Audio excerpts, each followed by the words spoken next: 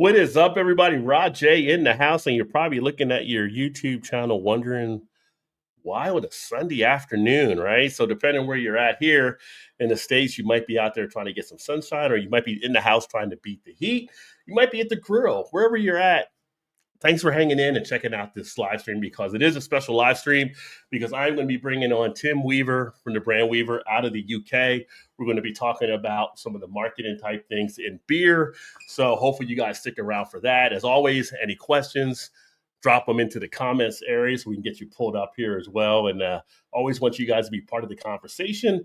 But that being said, I'm going to go ahead and bring in Tim. And Tim, great to see you, my friend. And we finally got it all set up to have you on here. So welcome. Thank you, my man. Yeah, perseverance, like we said, it's been on the cards for like several weeks, potentially even months now. And here we are, Sunday evening, 8 p.m. I'm beaten, I'm broken already, but I'm ready for a good old chinwag with you, man. This is going to be awesome. Let's do it. Yes, this is very awesome. And then, as I mentioned, Tim is out of the UK, and I don't want to screw it up, but is it High Wycombe? Am I saying it right? Yes, my man. Yes. College education paid off. All right, so there we go. But yeah, so it's great to get you on here. And Tim, he does a lot of stuff working with independent breweries. We'll talk about your website here in a second as well. But essentially helping them to put out better branding, to get out there and make some beer sales, design, consulting, marketing strategy, social media, whatever it may take, I guess. Am I missing anything? Yeah, pretty much like, beginning to end, like what's the story, how are you telling it, and how are you getting out there, and everything in between. I'm a one-stop shop for brewery branding and marketing. That's my aim.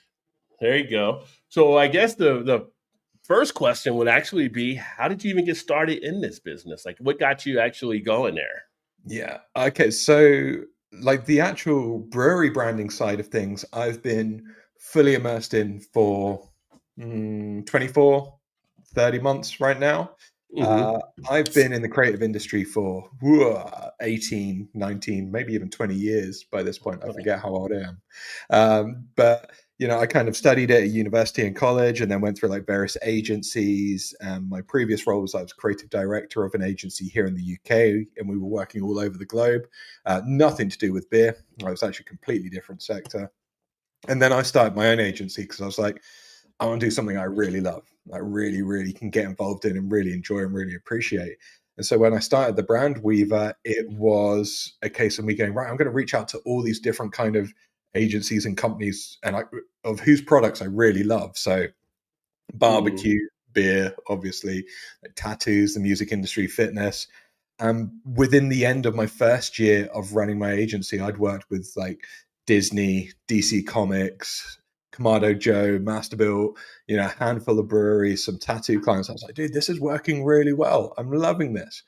But the previous agency I'd worked at, they had focused on a niche market. Like they're just like, we're going to know one type of person and we're going to serve them as best as we can. And I sat back and I went like, who do I think I can help the most? And it became really clear really quickly that breweries were the place where I was like, they really have this gap where they've got great liquid a lot of the time. But unfortunately, that field of dreams mentality of like, build it and they will come is just not enough to get people aware of that good liquid. And that's what I'd been doing for, 18 years prior. I'm going, right, this is the story we're going to tell. This is how we're going to turn like eyes and ears and mouths to a product. So let me put my wisdom into this. And so, yeah, I put everything into it for, like I say, the last 2.5 years. And now I'm so lucky to be working with breweries across the UK. Just picked up my first brewery in the States, which is phenomenal as well. So it's going from strength to strength. I'm so excited for it, man. That's awesome. So everything you had out there, and just basically you ended up funneling it down and found the opportunity being strongest in the beer world, which, looking at a lot of the beer opportunities around the marketing and the label and all the different, like I can see where that's definitely something that's needed, right? Because you definitely have to stand out, especially as we see more and more breweries emerge. Now, here in the States, we have about 9,500 breweries. Not sure how many are in the UK. A good amount, I'm sure. These days. One and a half to two. Like, it depends where you're counting. but you get some of our stuff over there as well, right? So when you're looking on the shelves, For you know, sure, dude. it can be tough to stand out, right? So having someone like you come in and being able to help identify that is something I'm sure they attribute to being beneficial for sure. Well, I've heard some good stuff about, the results of what I do. So yeah, Yeah. I think it helps, man. Like it's not the silver bullet. It doesn't like just kill it on its own. These brewery owners have to work hard. They've got to push that. They've got to get the story out there. But when you get the whole package together, it just becomes so much easier for breweries to stand out and communicate like why they're different and why they should try this beer versus the competitor beer. And yeah, just how you position it, how you design your can or your clip, it all starts to come together like this beautiful, intricate puzzle that you've been working on. Yeah. Did you have any history in dealing with beer? Like, I mean, outside of just personal enjoyment before you decided to swing away at the beer industry? Did you like, were you just a fan of drinking beer? Like, how did you like, just kind of how you Um, pulled it together? yeah, so I like when I was a kid, my grandparents used to run a pub, like a classic, Mm, British pub. So I remember even like from early days before the pub had opened, just like sitting on kegs, my legs swinging, and just that smell of like just beer ingrained into soak wood. And then like I worked in a bar when I was getting older and like studying through university and college. I'd work in a bar in the evenings and really start to enjoy the community aspect that you get with that, and the appreciation for almost like that tribal belonging when you found your people. You keep on seeing the same people coming into a bar time and time again. uh, and then like I started to get more involved in different brewery communities and joining beer clubs, and would mm, get subscriptions and go to members evenings, and you start to unpick that even more. And then it started to elevate when I actually got started to work with the breweries. So there was a kind of a family history just from being around pubs and beer. And then naturally, as when I hit the right age, of course, not earlier, God forbid, my passion and interest grew to a point of like, yeah, I want to be submerged or in all of this, and want to help the community that I love so much, because I think it's such an incredible community to be part of, the beer community. Like there's so many passionate brewery owners, so many creative brewers out there, mhm. massive fans of different types of styles, and so much opportunity for creativity. I'm like, yeah, this is my place. I got to help people out as much as I can. Oh, that's awesome. You know, speaking of your grandparents having a pub, so just a slight shift here because here in the States, one of the bigger debates that has broken out has been about children being in breweries. Hmm. You have a side of the fence that over here are against it. You have a side that are for it. You have some in there that kind of like, I don't really care either way, whatever, as long as they don't mess with me while I'm drinking my beer, type like so in the UK, it's more community oriented. Like I have a lot of people that have told me and friends and people that have done research over it, whereas like you said, it's just part of the community type thing to have like, a kid there kicking their legs a little bit at the stool or whatever. But, it's just a family experience. Like, how does that get picked up over there? Is it just well accepted? To Yeah, have like a I family think in? if you go, I suppose you can separate out the pub, like the traditional British pub versus a tap room, because you've got two different environments there altogether. But you go back to the origins of the British pub, and the pub was always next to a church. So you go to Mhm, church, and then straight after that, you're in the pub. And of course, you've got the family in tow. So it's only natural that the community moves from one environment to the other. And your kid would be sat there with a packet of crisps and a Diet Coke or whatever it is, and they're going to, crack on for the next 2 hours whilst you enjoy the bitter or whatever you're going to be drinking. And mhm, a lot of pub environments, you can still get that, especially like the outdoors areas. You've got lots of play park equipment within pub environments. So you're there, you and your wife can go and have a drink, or you and your buddies can go and have a drink. You can bring the kids and they can run around, and then you stumble home at whatever time. But you're still going to be responsible parents at the end of the day. And yeah, then you look at a tap room environment, and I think a lot of that comes down to the brewery and the brewery owners and what they want their brand to be. Like I've been in tap rooms that are fully inclusive, fully welcoming. I've seen people bring what must have been their days old child into the tap room because mhm, that's where their extended family is. That's where they want to be like, hey, meet the newborn. But others, they're actually like, no, that's not really what we want our brewery to be. We want our brewery to be a safe haven for couples or high performing professionals, and we want to give them that quiet environment. And that, for the same reason we don't want kids in our tap room, that's the same reason we say, like, keep your phones away, because we want this point of connection and lack of distraction. So you'll find places that, if you want to take your family along, they'll embrace it, you'll welcome it. But equally, you'll get other ones where you already know it's not the right place to take your kids ultimately. Gotcha. So it seems like you guys have a little bit of that yin and yang taking place over there too, and Yeah, man. between folks along those lines. And then, in thinking about that, how's that come into branding? Like some of the breweries you're working with, does it get to a point where they're like, "Hey, we want to come up with something to show, hey, we're all inclusive. We want you to bring the family." Like, do you have things where you tie that in, and you might have some that are 100. the other way, or how's Yeah. that all work? So, like, one of my clients that I work with in the UK is a company called Vale, or a brewery called Vale Brewery, and we went through this whole strategy process about, like, working out with it. So, what are you all about? What's your thing? And it boiled down to this purpose of, like, creating connections. Everything they did was about bringing people together, creating this community, this environment. They're a cask specialist brewery. They, cask first, so really, enjoying the heritage and tradition of cask brewing in the UK. They were in a little sleepy village called Brill, where you had a lot of families, a very small primary school there. And everything was about, well, no, that beer is this kind of glue that brings everyone together. And so Mhm. naturally, the choices on what they do with their events, they've got big kind of food van weekends where the food vans rock up, and outside you bring the kids and you bring the family, you sit down, you enjoy a pizza or barbecue or whatever it is, you have a couple of beers and you go home. Or they'll do kind of like the quiz nights, and it's welcome for the family, but it's all based around the idea of creating connections. That's almost like that kind of lens that they put everything through. It's like, okay, should we do this? Well, does it create a connection with people?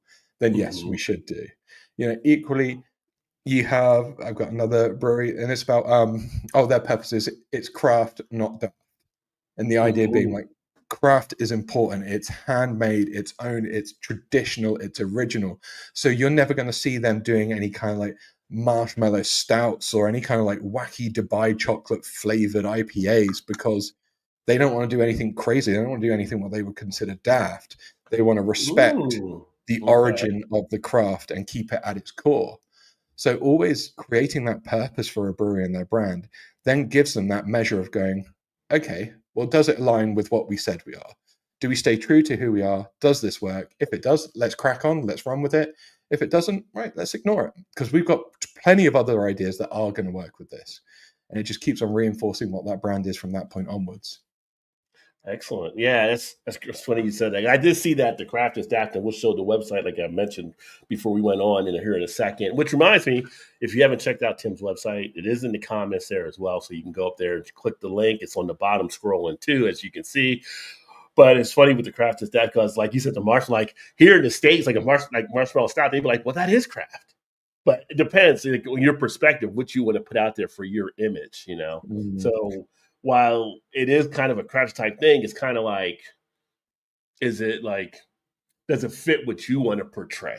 Because if it's One, something where you're trying to like the classic craft, you want to pay homage to the old recipes and things along those lines. You're not going to maybe do that marshmallow type stout, right? But if craft to you is like the new pop music, so to speak, then you are going to do it. So it all gets into how you want to portray and be yourself out there, which is awesome.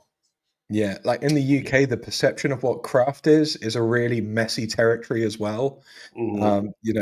You can get 10 people in a room and ask them to define what craft means, and each of them come up with a slightly different definition, and it means something different to each of them. So in Whirlpool's case, Whirlpool Beer, that's the client I was talking about, it was them attempting to own their version of what craft was for them. And actually, you look at the UK now, we're starting to migrate away from what is the term craft and more into indie beer, so independent breweries, because Yeah. for a lot of people, they feel it's the separation between your big beer and those who still remain independently owned and probably a little bit smaller in that case. So you actually see more of the indie beer terminology really popping off around the UK right now versus craft. Yeah, I can definitely see that. We have a little bit of that happen here in the States, but quick comment here. Bart, great to see you as well, my friend. Thank you for tuning in. And from Chris, he asked, what's your favorite beer or brewery? if you have one there. That's always a hard question. That's like your favorite kid, right? So Yeah, exactly, man. Yeah, who's your favorite kid? So, picking my favorite beer is a real challenge because I am. It's going to sound like really kind of like creative and wafty and rubbish, but it's experiential. Like there's a right beer for the right time for me, but depending on what the season is, what the weather's like, what you've been doing, where you are, there tends to be a perfect beer that sits with that. So I'm kind of like a ritualistic drinker. Like depending on what food I'll have a particular beer style with that. In terms of mm-hmm. my favorite brewery, though, um, one brewery that just really resonates with me, and it's not because I'm going they're best at branding, they do everything right, but actually from a visual side of things and their approach and their use of nostalgia as well, is a brewery called Phantom Brewery here in the UK, and they're based in Reading. They've got such a phenomenal illustration style. Like I'm a big fan of really bold illustration prints. It's just a personal preference for me, and so I really Mm. love their artist, a guy called Thomas Guts. And then the kind of cans and artwork that they put out, they did a whole series that were a tribute to Blink 182, the pop punk band. And so they used to do kind of like little tweaks and, kind of plays on terminology and words from their albums. They then did a 4-pack, which was like a homage to the Microsoft Office series, which was hilarious. Like, Microsoft Word, Excel, Publisher, and something else. But it's just like a quirky, different way of thinking. I was like, I really like that because I'm like, oh yeah, I remember that. I love that. It pulls on my nostalgic heartstrings a little bit more. Got you. And Chris said his favorite beer from the UK is Samuel Smith's Oatmeal Stout, which is a decent beer. I've had that numerous times in the past. And Samuel Smith, I mean, you're going back in history with them, right? So you're getting a classic type beer anytime you're drinking from that brewery. Exactly, man. There's a huge amount of brewing heritage in the UK, especially back towards like your porters and your stouts and kind of cask stuff. You look at London Black, which is like making big moves here in the UK right now. Have you heard about London Black in the States at the I have moment? not heard about London Black. I have not. So I encourage you to take a look at this. You must be familiar with Guinness, though, right? Everyone knows Oh about yeah, Guinness. Yeah, We actually have. I had just relocated. When we had spoke about it before coming back from Baltimore, but Baltimore was the first state's Guinness brewery that they opened up down there. So they there put you one in go. Baltimore, and then they just put a tap house out in Chicago. So yeah. So the narrative behind London Black, and it wasn't their intention, but they thought it was almost criminal that the most popular black liquid beer was Guinness that was brewed in Ireland originally, when actually the idea of a porter and a stout has London heritage going back much earlier than even that of when Guinness really hit the stage and became popular. And their version of the porter, London Black, is now taking over taps left, right, and center because it's almost becoming this kind of tourist thing of like, if you get like you've got to jump in a black cab when you go to London, you've got to go and see the Mm. palace. Like now you've got to have a pint of London Black because it is the beer of London. And that's that kind of evolution that we're starting to see because again, they've tied it into history, into culture and heritage. It becomes that so much more than a drink at that point. It's an experience. Yeah, and that's where the branding pays off, being able to do that. Now you have a whole story wrapped around it, which is awesome in itself. And it's funny going back to the indie, calling the indie, like here in the States, the Brewers Association is kind of the associated with all the craft beer, which you're familiar with, I know. And there's been slight controversy over the years with how they actually consider one a craft brewery, right? So it's basically ownership and then it's the size of production, all that kind of stuff. And it used to be you had to be under 1.5 million to put out, and then it went to six because they wanted to keep Sam Adams, Boston Beer, as a member. So they had to move it. And that's how people think. That's how people looked at it because Samuel Adams at the time would have been kicked out, and then all of a sudden it became 6 million for 1.5. So from that point forward, a lot of people in the States kind of look at that. Well, defining a craft beer, if it's done well this way or that way, I kind of look at it. Like, for instance, there's some people in the States that would like consider Blue Moon a craft beer, even Mm. though it wasn't. It was always put out by Miller. Miller never had intention for it to be a craft beer. But if you look at it, it was going up against Hogarden and going up against a lot of these other wit beers. Mm. If you're a novice, they're going to think that's a craft beer, right? So it plays into a lot of confusion for some folks along those lines. So interesting to see you guys have that happening over there too. Like, who's the one Dude. defining this? Yeah, and it's a really interesting conversation. Like I've spoken to a load of people because I have my own podcast as well, and I've had like big beer versus indie beer, and like what's right, what's wrong. There's no right or wrong. It's perception, and it comes down to the drinker at the end of the day. Like Mm-hmm. we've got you've got the BA over there. We've got SIBA, which is the Society of Independent Yes. Brewers, and so they ran this big indie beer campaign, and they were asking like drinkers, like, oh, okay, Beavertown or Camden or some well-known craft beers here in the UK, do you think they're independent? And probably, I think I'm going to butcher the stats, but like 85-90% of them went, yeah, that's an independent brewery. And they're like, well, would you be shocked to know that they're actually owned by Heineken? And it's like, yeah, we feel deceived and we're upset. And I'm like, I get that, but at the same time, you're only deceived because now like until a couple of minutes ago, you were just enjoying the beer at the end of the day. Like the tap caught your eye and it was just the beer. And so, whilst I think there's an element of like, consumers want to be educated, half of these breweries don't hide the idea that they're owned by Heineken. But I Mm. mean, it's not like NASCAR where you've got to put all your sponsors on and around the clip. It just doesn't work like that. Otherwise, even independent breweries, you'd be like, you're going to be financed by someone. There's going to be someone else's name on the clip as well. So I think it more comes down to the drinker. If you care that much, you could have a look and find out. But most of the time, you just want a cold beer and you want to enjoy it, and Yeah. that's it.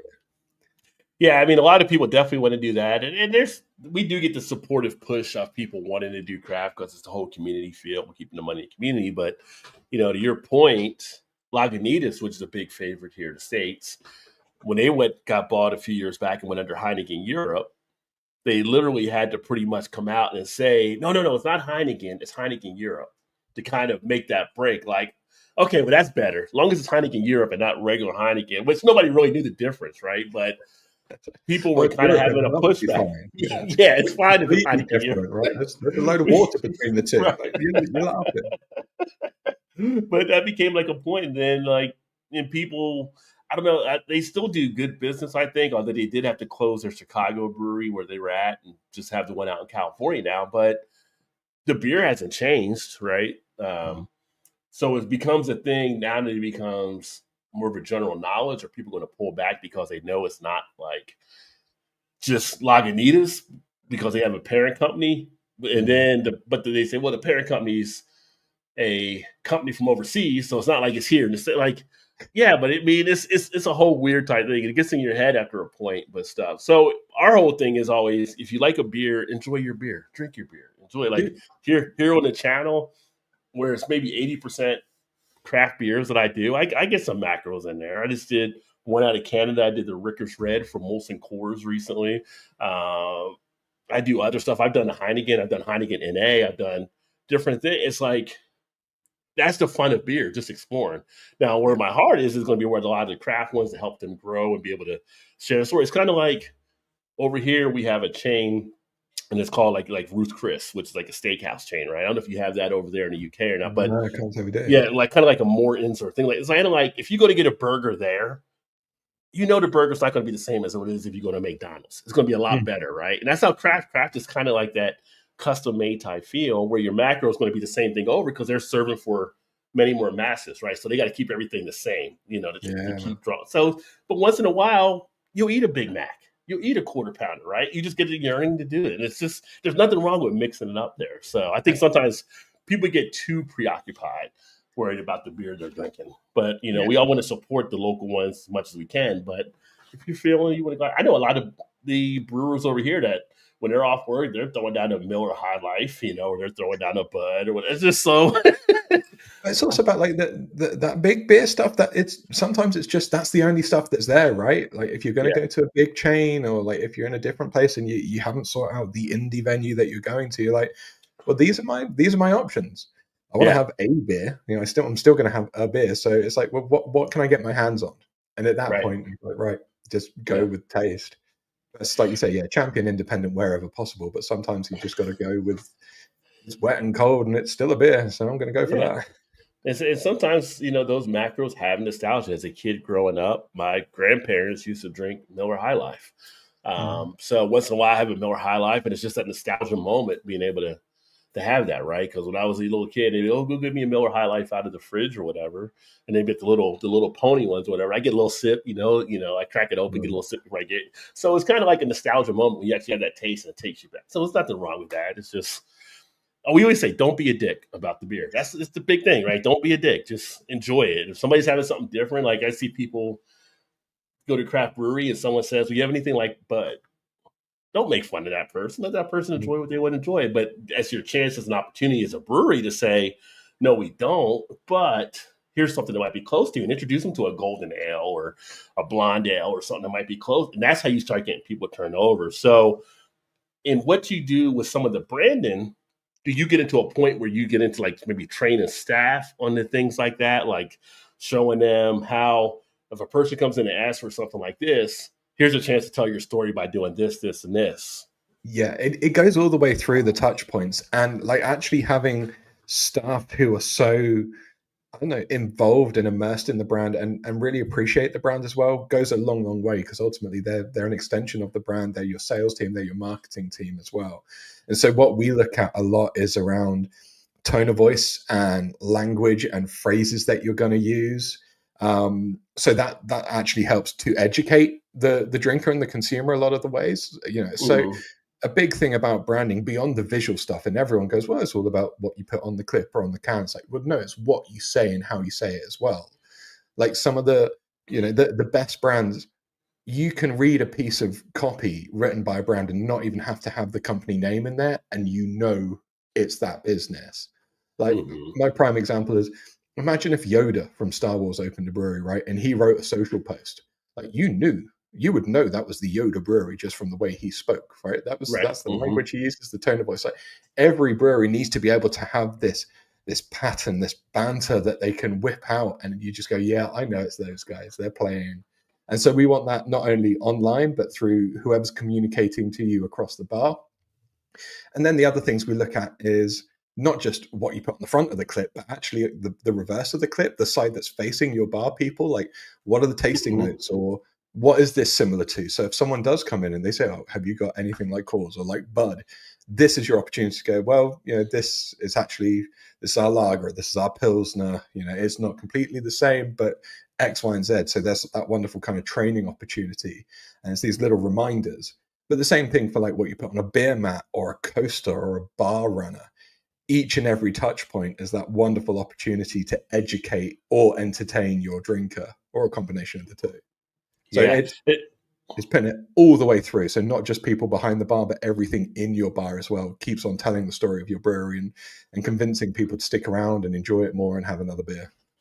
Yeah. And I think that's important what you hit there, because I've seen sometimes where bartenders or beer tenders, whatever you want to call it, at a brewery, get perplexed when they get a question back. And someone's just like, I usually drink Bud. Do you have anything like that? And they're like, start looking around, trying to find. It's like that's one of the things that always surprises me. And when you come across these things, and we've talked about this, I went recently to the Brewers conference that we had in Indianapolis, and I was talking with a few of the people there about just the lack of training somewhat that people actually Mm. have. They don't know what to do. And it's kind of like, does that fall into the brewery? Does that fall like into the management? Or is it something that if you're in that role, you should be taking, like you're leaving people dumbfounded. It's just always amazing. And I think that's where breweries like miss an opportunity. Like you got to make sure your staff is trained up to be able to answer these type of things. And what you mentioned kind of hits on that, and just like other things where you're seeing them not being able to provide that satisfaction, because when a person first comes to your brewery, it's their first opportunity, right? It's their first Mm. look to see how you're actually doing stuff there. And we know about first impressions, and you only have a certain amount of time to make one. And once you make one, if it's good or bad, chances are it's going to stick, right? So here's an opportunity. So why would you not want it to be the best first impression you can make? I completely agree. And the thing is, like, you find a lot of breweries, especially maybe if it's a smaller brewery, then a lot of the time it might be a member of the brewer's family who is behind the bar serving in their tap room because it's a small thing. Mhm. But when they get a little bit bigger and they actually have to recruit, they're not capable of spending the big bucks and paying someone like mega dollars for running the bar. They're probably going to be trying to get away with the least amount of outgoings as possible. So already you're on the back foot trying to find someone who's going to try and match your passion for this baby, for this brewery that Right. you've created from scratch. So you've got to find a way to empower them and get them passionate about your brand because they might not even be the biggest beer fans, but what might really interest them is they also have a passion for, I don't know, like the sports, and that's what you've integrated into your brewery as well. So you've got to find that commonality, those shared values, and Mhm. then little bits at a time, that those small kind of drops of education that will build them up and really empower them. And so you can even bring them on board and start to incentivize them in a way that you can do with sales teams as well. It's like, hey, if you actually upsell, or if you send someone away with a 4-pack after this, I'll chip you in with like a couple of percent of it at the end of each week. Mhm. But you can't just recruit based on, well, they seem friendly and they're going to accept the wage. It's like there's got to be some kind of alignment with the brand and what that brewery is all about. I think that's so very important because a lot of the other stuff can be trained, but you need someone who's going to reflect your brand accurately and then build Mhm. them up from there. Yeah. And I know one of the things you talk about on the website that you had on there from stuff I was noting is the importance of the why. Like Mhm. and with my background, because you know me like on LinkedIn and stuff, so I'm in the sales type area as well when I'm away from the beer. And that why always comes up for why, as part of a business. It's more popular now. It's kind of like I don't know, the buzz of the 2020s, so to speak, where everybody's kind of coming up, well, what's your why? What's your why? But it does play an importance, I would say, in branding, right? For why you're actually doing that, but then being able to convey that in a way that people can pick it up can have a positive effect on how people receive you as well as why you're doing this or what makes you stand out, why you make beers this way or why you do things that way. And how do you like when you run into that? Like, do you see? Obviously, you're behind it, so you see the strength and stuff like that. Do you run into any issue? Like, did some people are like, "Well, I don't really have a why. I just want to make money," blah blah blah. Like, and how you have to propose that to folks? Yeah, it happens more often than you think, but it's completely understandable because when you sit down with these breweries and you're like, so tell me about the brewery, and they're like, we just started brewing in our garage. It kind of got out of hand, and we're here now. This is cool that some people like the beer, but we're not quite sure why. Our aim is we just want to make good quality beer that everyone enjoys with quality ingredients. I'm like, great, that's what everyone says. So now let's take a little bit of time and let's start to kind of like peel back the layers. And that's what I do with each of the breweries that I work with. I spend days with them on site running focus groups, not just talking to them, to kind of Hmm. really drill down into, okay, beyond, well, quality beer, and obviously financially you just want to keep the lights on, you got to keep a roof over your head. Like, why are you brewing this beer? Why are you brewing it here? Why have you decided to, create those styles versus these ones? Why are these really Right. popular? Who else are you partnering with? What other interests? Like, are you a big fan of like metal music? Because I can see that you've named half of your beers after like Black Sabbath songs or something like that. What? Because a lot of the time, one of my favorite phrases is it's hard to read the label when you're stuck inside the jar. And like Hmm. brewers are stuck inside the jar. Of course they are. They've built the world around them, and they have no opportunity to step back and look at it from a broader perspective. But Hmm. just understanding the brewery strengths is only kind of one strand to creating something that has this really strong why, this purpose. What I then look at is, well, who's drinking the beer? Who are the people coming into the tap room or ordering a pint at the pub? Or who do you want to attract if you're a new brewery? And what are they looking for? Because again, Hmm. like brewers who just brew for themselves, they're always going to limit their own growth because they're only appealing to the small minority of people just like them versus the wider drinker who are looking for probably simpler flavors, or even the lager, the pilsner, versus the brewer who wants to make the tipper or the quipper or whatever it might be because it's exciting and it impresses their friends. So that's another aspect. And then third and finally, like if there are other breweries around you, if you've got competition, what are they saying? Because the last thing we want to do is say exactly the same thing as them, because it's just going to create this confusion and clouding around why are you different then? Because you're basically the same thing, but you're in two different ends of the street. So by the time we've worked out what makes the brewery great from their opinion, Hmm. what your drinker is looking for, and what your competitors are saying, you've got this really great playground to operate in, to go, actually, this makes sense and it feels authentic. Because that's the Right. other horrible thing, isn't it? Like, if you can sense brands in general who have this really cliched and horrible kind of, oh, it feels like a forced, like, why, something that's just been pulled out onto on a white flip chart. They scribbled it down Hmm. in a team building exercise, and it just feels like a cheesy car salesman exercise when they're trying to deliver it to you. Yeah. But doing it authentically means that the brewery can actually say it, and they put everything behind it. They believe it, because ultimately it was them who came up with it at the end of the day. I just helped pull the pieces of the puzzle together to make that final picture, and it just all clicks into place. Yeah. Yeah, no, the the cliche is definitely there. It's like sometimes, like, you sit there and you look, in a store, you're picking out beers. It's just like you can see it easily a row across where everybody like sounds alike, and Mm-hmm. it is bewildering because it's funny because I've been in spots where I've kind of going in, I'm going in, I look, and if I put in, I put stuff back, I look at it, and I'll have people that will ask me about what kind of beer they might want to choose. Now, I never met this person before, whatever. They're like, seems like you know what you're doing over here, and I'm kind of lost, and it's just so funny, and that they would ask me because it's like instead of going to someone that might be at the store, they just ask someone like myself there, and it's kind of like they kind of get a feel, and it's like, oh yeah, well, what do you usually like? And I'll find out, and I'll tell them, and I'll point something out, and a lot of times they'll go ahead and grab it, and they're like, well, thank you, and they'll go up and to pay for it or whatever, and it's like it's funny just because there's so many that don't stand out that could be doing so much better on things. Mm. And from your perspective there, like when you're doing the different things, working with the breweries, do you get a chance to also like, when you come out there, you'll talk with some of the patrons of the Yeah. establishment to see what they actually like, what they actually feel about the brewery that you can actually come back and look to build around their stories as well. 100%, man. Like, we conduct focus groups in tap rooms or local pubs if the brewery doesn't have a tap room, where, like, come sit down. Like, we get 10 kind of regular drinkers, and we'll start talking to them. It's like, so what is it about this place? Like, why do you keep on coming back? What is it that you love? What do you wish they could do better, or what do you wish they bring back again?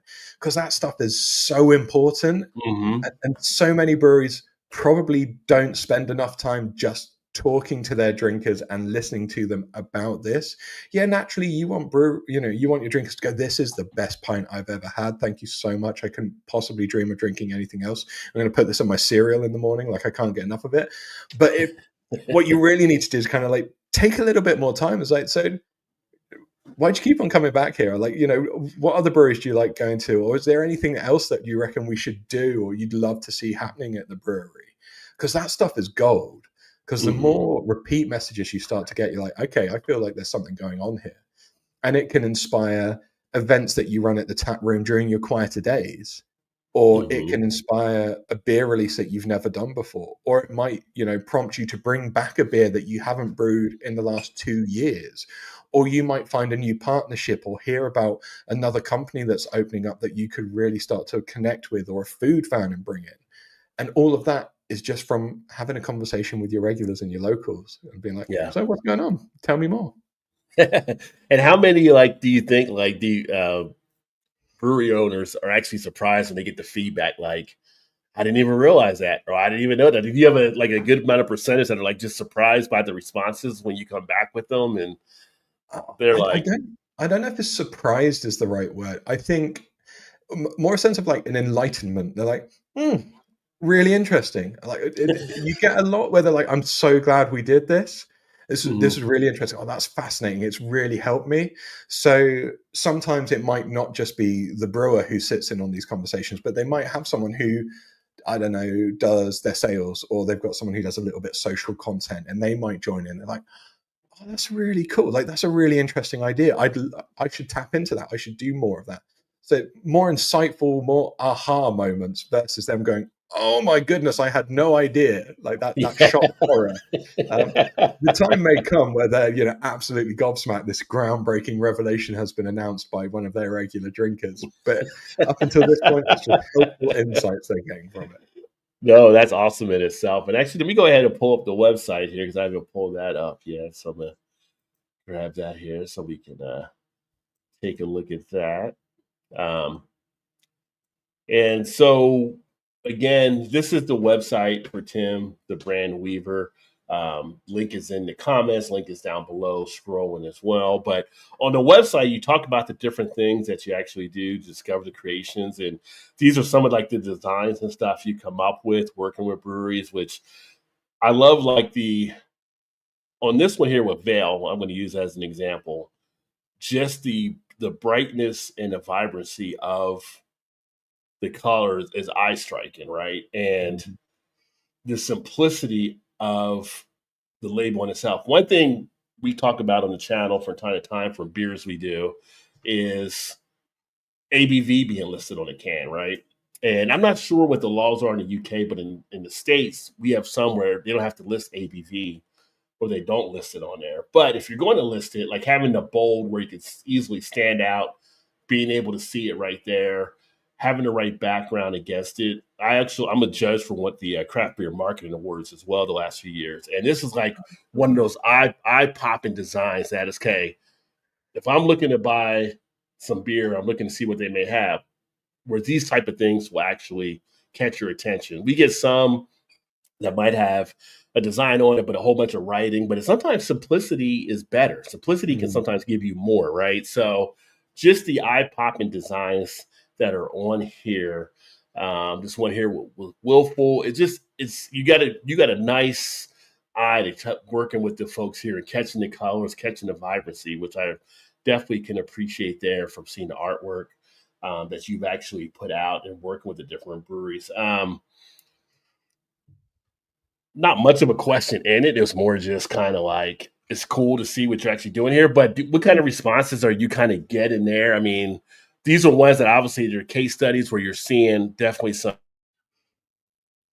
um, positivity coming back where people are picking these up. I'm sure, but the design side of things, like, do you work just all of these on you? Do you have a team? Is it going back and forth with the brewery? So Because the visual stuff, like so the piece that you see here, these are all created by myself. mm-hmm. So I've done everything in this respect, but it's always in collaboration with the brewery. So like if you scroll back to Vale really quickly, Okay. the whole story with Vale is that it's the Aylesbury Vale, it's the landscape, it's their place out in the countryside, and so each and every one of their cans and clips has this continuation, this rolling landscape that you see, and so this actually won rebrand of the year here in the UK at the Brewers Congress Awards last year as well. But it's because of a couple of things that we did. So, for example, if you go to their tap room or if you see some of the Vale beers on clips side by side, that landscape, no matter what order you have, will run across the clips. So you could have four clips side by side and the landscape will always connect, but it's always going to be like a different thing happening in that landscape. So it's people walking the dog, it's a close up of a red kite, which is the most popular, the most apparent bird of prey in the area, and various other things. So it keeps on tying that back to the brand. And that's almost those little Easter eggs that we try to put in there, really Okay. continue to tell the story. Equally, Vale is cask based, predominantly cask based. And so we needed something that wasn't going to be so screaming and aggressive, like flaming skulls or anything, which is kind of a brutal illustration, because you don't want to scare off the existing drinker. We wanted to attract new ones, of course. So that's why we went quite simplistic, like you say, with the design. It was inspired a lot by kind of traditional British illustration that you see in British Rail, like our kind of with the train transport stuff and the campaigns that you see, or Enid Blyton novels and Famous Five stuff that had a sense of nostalgia, but ramping the colors up. So that vibrancy was really kind of turned up to 11 to then, pop and draw the eye. And that's what we've, been commended for time and time again with this. With Willful, the one below, very different approach, because these guys are kicking out 3-4 different beers each month. And so they're like, we don't have the budget to commission like an individual illustration or like 4 of them every month. We're a small brewery. So what we ended up doing was creating like a custom typeface, this custom font that you can see here. Yeah. And then we're like, okay, cool. We changed the color, changed the name, change the description, but you're like, bang, bang, bang, roll it out. It's much quicker. It suits the purpose and the goals of the brewery. It still captures the eye massively because it's just different. It's bold. It's still vibrant, but it's fit for purpose in a very different way to what Vale was, for example. And working with a number of other breweries, of course, I can't stick them all on my website, but each of them, Sure. beyond what the visuals are and how they look, there's a purpose to them, like so much more than, oh, I just want it to look good and I want it to stand out. It's almost like business goals, and there's a reason for everything that I do. That comes back to the strategy side of things as well. I always tell my clients, if they go, oh, Tim, why did you do that? My response will never be, well, because it looked nice. It's like, no, we did this because of X, Y, and Z, because it's going to achieve this. I don't want to be one of those fancy designers who just mutters under his breath and goes, darling, it just feels right. Just run with it. It's like, no, Right. we're using these colors, or we're going to put this in here because we know our research says this, or your competitors are making it look like this. So we've got to be completely different to this. There's always logic and rationale behind each and every one of the designs. I mean, looking at the one for Brains here, savor the flavor, Sipster refreshing lager. And it's kind of like that imagery just nails it. Like if I was thinking of something being refreshing, that's the imagery you would want to actually have there, right? Where it's like Again, a fresh, like, I mean, to me, it's in my mind, it's kind of like, makes me think of like an iced tea or whatever with the lemon or whatever. But I know it's going to be a refreshing drink, especially if it's a hotter day, which you have like summer listed here on the site. But it makes sense. It just goes together and makes sense. Well, again, this was the brief. So like Brains were trialing this Sipster. So it was a low volume lager, like a 3.4% session lager that they wanted to bring out during summer last month and see how it got on. But the whole idea was like, it had to go, this is going to be refreshing. It's sessionable. It's light. We want it to bring back memories of like holidaying in Europe. You got the coastal breeze on your face. You can hear the waves in the background. And just a sip of that, it's like the champagne lager. And we're like, okay, this is how we're going to go about it. Like, we're going to add that water splash, add that almost that sunshine, just like delving deep into a pool of water. And so as you describe, man, that's what we were aiming for. Because you've got to tell a story. You've got to be able to conjure up so much more than, oh, this is a nice, tasty beer. It's like, this is a nice, tasty beer that's going to do X. You're going to have it at this point, and it's going to transport you into a different place. That's when the job is done right, in my opinion. I definitely agree there. And you also list on here. So for those of you watching, actually, from some of the breweries that follow, and for people listening back in the podcast, I will have the link in the podcast notes as well. But Tim does list on here the different services he provides, so you can definitely check him out. And as he mentioned, he has his first U.S. client, so now here in the States, he is available as well to work with you too. So definitely want to check him out and catch the story. But great looking website with some great information on here, great testimonials. I was reading through some of these earlier as well from the people that are working with you. So you are definitely on track for doing a lot of great things. You've done a lot of great things already, but you're going to be even doing more. Here's what it seems here. Yeah, right. No, but it's awesome just to see and being able to share this. And you also have the blog too, so people can tune into that from the website and see the different things you have. Like I said, we're on LinkedIn together, so I catch a lot of your posts on stuff there too. But you also have the blog where people can follow and rebranding and finding out about different things you can do. And even like for those of you that watch here that are also doing beer channels, he makes mention about some of the different things here from YouTube and things like that as well. I mean, I would definitely say to connect with Tim on different things that might be helpful for you as well. So a lot of great things you're actually doing there for sure. One thing I was going to ask you, so do you run into any issues like in the UK when you're doing the branding, like you have to get stuff cleared through like a alcohol board or anything like that? Like, is there certain rules you have to follow for guidelines? Curious, because here in the States, they have to follow stuff through the TTB, but, things like that you have to list. And in Europe, things that you guys tell more people about what's in their food and drinks than we do in the States. So, yeah, from a packaging side of things, like if you're doing a can or a bottle design, then you've got to reserve like 40% of the back of that can or bottle real estate for stuff that you just have to legally include. There's no way around it. It's got to be of a legible size. kind of like allergens and what goes into it, and of course, not suitable for pregnant women and recyclable and don't drink and drive and all of those things that are logical, but you still have to put it on the back of the packaging. Yeah, so you have to tick a lot of the boxes. But one of my biggest gripes with a lot of breweries is it just feels like it's been like just thrown on the back of the packaging and like very little consideration.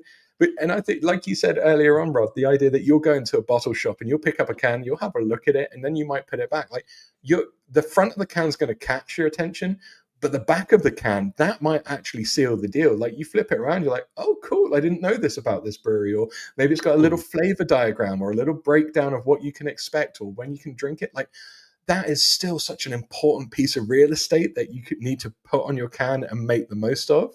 And I don't accept the thing of like, yeah, but all the legal stuff took up all the space. Like, dude, I've seen 330 cans and they put so much information on that and it is so much better. And then people put QR codes on it. And I'm like, don't bother. Like, no one is scanning that QR code. Like, just put your website on there. That's fine, but don't take up space with the QR code. Put a little did you know fact or like a cool, like, tag us with this, doing this, and you might win this. There are so many opportunities to do really cool little experiential things with your can packaging. And the excuse of like, we didn't have room, I don't accept. It's like, no, you've not been creative enough. You haven't thought about it enough. Like a lot of breweries will work with fantastic illustrators. And I mentioned, Phantom earlier on, great illustrator. Mm-hmm. But then sometimes breweries don't understand the difference between maybe what an illustrator is and what a designer is. An illustrator will draw you this beautiful picture. It will look fantastic on the front of your can, but they can't lay out the back of the can like a designer might be able to. A designer will take into account structure, hierarchy, legibility. It's like laying out a newspaper or a broadsheet, and you want that beautiful back of can to equally match or enhance what you've done on the front.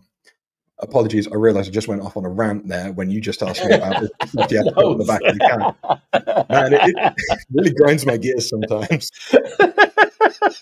No, you're good to go. I mean, we have rants on the channel from time to time. So yeah, no, it's one of the things too, talking about rants that I get on sometimes is and a lot of the beer guys as well, in dealing with the branding of a beer, and I'd be remiss if I didn't ask this, the importance of, and I see from the stuff you had there with the ABV and stuff like that, but the importance of the ABV, importance of a date, whether it's the can date or the best by date.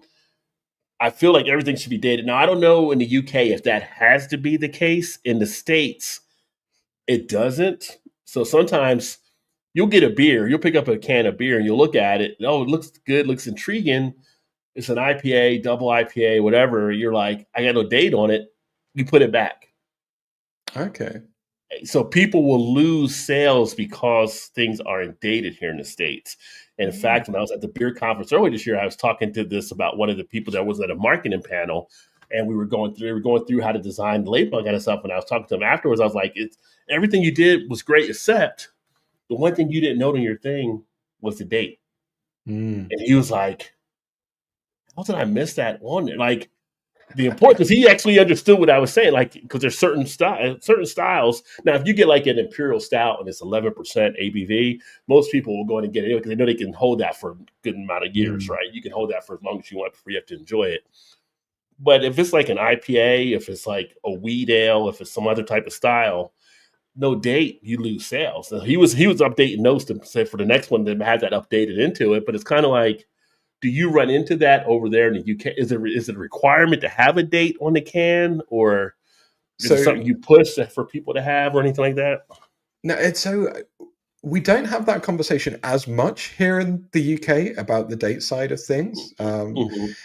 Dates go on the cans, they go on the bottles. That's a thing, And I think I've got to be honest, I can't remember off the top of my head if it's a legal necessity or if it's just everyone I worked with. They're like, yeah, of course we date and can it. Like it just is what it is. But I can understand the perception side of things. But for like drinkers, and what I encounter more is the ABV, it's the style, or like tasting notes, like just having those 3 key words that help maybe your lesser educated drinker go, oh, I like tropical, or I like whatever it might be, pineapple, mango, doesn't really matter. But just having something that makes it that little bit more accessible is really, really helpful on those labels. But the date stuff, Yeah. dude, it comes out in the research a lot of the times, though, man. If you're asking the right people the right questions, you're like, yeah, we got to include that. I get that. So it Yeah. just seems like one of those things. Look, It's you just help that guy improve his deck there. There we go. it's just amazing when we see that here in the States, and it's like not a date on something. And it's just, it blows your mind on it. And it's just Mm, like, and then people get a beer and say it's older, because here in the States, we have the 3-tier distribution. So you have the distributor, you have the brewery, you have the retailer, right? And the mm, retailers where people are buying the beer, they don't always turn their beers. So you could have something in there for a number of years, right? Not knowing. And someone goes in and buy it, they pour it, and here's all this flaky stuff in their glass or whatever. Like they're like, is this supposed to look like this? And it's like, no. And it's like, then if all of a sudden they're like, I never want to get a beer from that brewery again yeah. because it shouldn't look like that. And I've had times where people have asked me stuff, and I said, well, reach out to the brewery online, let them know. And they've actually reached out and said, no, it shouldn't be like that. With your address, we'll make up for it, blah, blah, blah. You know, where'd you get it? If you could let us know, that way we can reach out to whoever does distribution. So they're accommodated most of the time to make sure it gets fixed. But it's just like, that's why you need to date your stuff. You also, I always tell people, when you buy beer, you have to know where you're buying beer from, because some of the Mm, stores, I walked into a store one time and I swear it was probably 80 outside and 90 inside. And it was just like, nope, turn around, walk back out. Like, because if it's not in the cooler, you know that beer is still in there fermenting. So it's like, mm. but your common people are going to know some of that stuff. So it's kind of like, as you're covering things, I'm sure these kind of discussions you may have, like just how you want to have the proper beer, how you want to have the proper presentation, the design, and all that kind of stuff all comes together. So Massively, and it's why you get a lot of a lot of the brewers I work with, that they always put on the back of the can like best served between X degrees, at this temperature. Some of them will even go as far to say like drinking out of this glass. You get the best experience when you're drinking out of this glass. But it yeah, is always a battle, and when that keg, when that cask, when those bottles or cans leave your brewery, where they're going, you're kind of like, please take care of my baby. Treat it with as much love and care as I have done as I send it out into the big wide world. And sometimes they don't. But this is where you can use things like Untapped. Like breweries don't know the power of Untapped beyond like check-ins and rankings. Like a lot of them don't realize the data you can pull from that and go, actually, my beer's getting really bad reception in this one particular area. I need to send someone down there to sort it out. Like I was talking to one of the top dogs of Untapped on my show the other day, and just that kind of, if you really appreciate how your beer is being served, you've got to be over every touch point of it. So you almost don't want to wait for someone to send you a message and go, hey, this got really jippy. Like you want to be yeah, proactive and go, oh, okay, something's kicking off down there. Like our ratings aren't what they used to be. We're going to send someone down to investigate. But yeah. again, like for breweries of 3, 4, 5 people, you don't always have the time and the power to do it. So it's a juggling act, and I appreciate that. Yeah, no, that's a good point there too, because breweries I've talked here, there's a hot and cold feel about Untapped with a lot of the brewery people, just because some people are just like don't like it. They just think it's just like this app out there. And it's kind of like you get some people that put stuff on there that doesn't make sense. Like Mm. someone gets a chocolate stout and they put in a comment, "It's too chocolatey." Well, you got a chocolate stout, right? So you expect to come through. But there are, like you said, there's some people that put stuff out there that if you're a brewery listening, here's an opportunity to get back and see what's going on and find out what's happening, right? If you're seeing this over and over again coming out of a certain area, which becomes like this pattern, you definitely want to investigate. So use that as a tool for what you're actually looking at. So it's Exactly. always an interesting thing. And thank you, Laz in the house. Laz is actually from over the UK as well. So thank you for chiming in. He can't usually be on my live streams because I'm usually late at night when it's early morning for you guys. So appreciate you. Oh, welcome, buddy. Yeah, but no, it's been great. There's more questions I have, but we'll have to have you back on again. I know we want to get some rest and stuff here. So, like I said, time flies through when we do these live streams, right? So we're already up to about an hour or so, and that I way we'll can't have a little bit believe we've more. been doing this for an hour. Yeah, Wow. that's what happens. Is I've had people on here, and it's like next thing you know, like 2 hours, 3 hours. Like yeah, it's like it just It's just having fun talking. It's just chat. I'm Sun's gone very down. easygoing. It's the next day by this point. We're going to get the kids to get them to school. Yeah, Not even have breakfast. like the Commodore said, easy like a Sunday morning. So there you go. Yeah, man. Easy like Sunday evening right now. We've been talking that long. Yeah.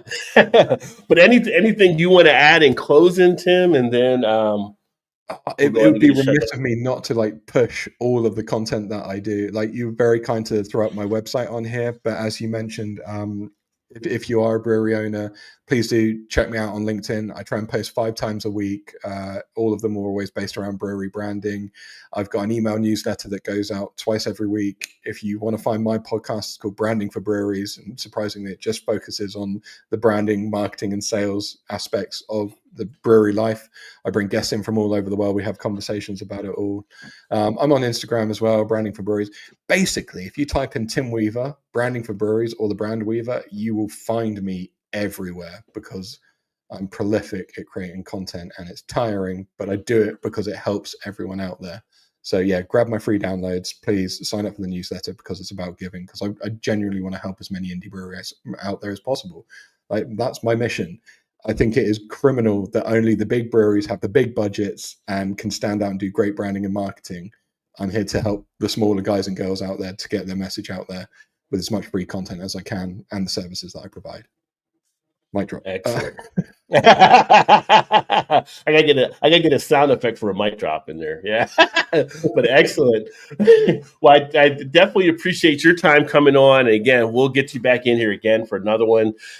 Just talking about the brand and the brewery, and then you want to hang out for a second. I'll go ahead and get that shut down, and we can talk for a couple minutes afterwards. And definitely want to see about getting you connected up with some other things, but. Appreciate you spending part of your Sunday evening with me here. I'm 5 hours behind you, so after I get off of here, I'll have to grab some dinner probably. But this is great. This is awesome. This is what it's all about. This is why I love being part of the beer community and being able to share these stories and do what I do. You do what you do. I do what I do. Everybody does what they do, and it's all great, big community. It's awesome. Big old community of legends, man. I love this. Thank you so much for the opportunity to chat, buddy. It's been awesome. Thank you, sir. Thank you. Well, hold on. We'll go ahead and shut it down. Thank you, everybody that tuned in. Again, if you're following or listening back on the podcast, make sure to check out the podcast notes, and I'll have Tim's link in there along with some other details. And then we'll see you on the next live stream. Cheers, everybody. Cheers.